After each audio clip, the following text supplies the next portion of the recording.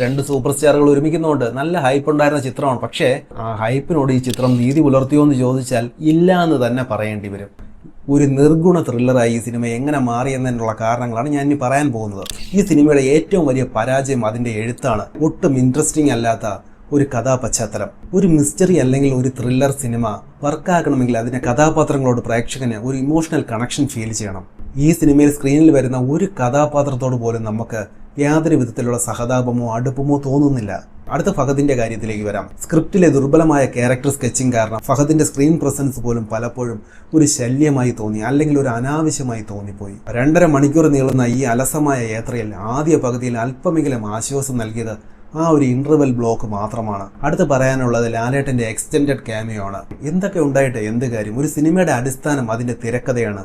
എത്ര വലിയ താരത്തിന്റെ ക്യാമിയോ വന്നാലും അടിത്തറയില്ലാത്തൊരു സിനിമയെ എങ്ങനെ രക്ഷിച്ചെടുക്കാൻ സാധിക്കും? അടുത്തതായി നമ്മുടെ കഥയുടെ ഹീറോയിലേക്ക് വരാം, മമ്മൂക്ക. അദ്ദേഹത്തിന്റെ പെർഫോമൻസിലേക്ക് വന്നാൽ അദ്ദേഹത്തിന് അസുഖമുള്ള സമയത്താണോ ഷൂട്ട് ചെയ്തതുകൊണ്ടോന്ന് അറിയില്ല, സ്ക്രീനിൽ പല രംഗങ്ങളിലും അദ്ദേഹം വളരെ ക്ഷീണിതനായി തോന്നി.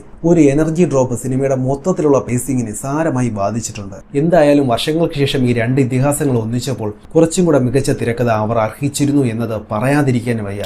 ആക്ഷൻ സീൻ തുടങ്ങുമ്പോഴേ ക്യാമറ കുലുങ്ങി തുടങ്ങും, പിന്നെ തലവേദനയാണ്.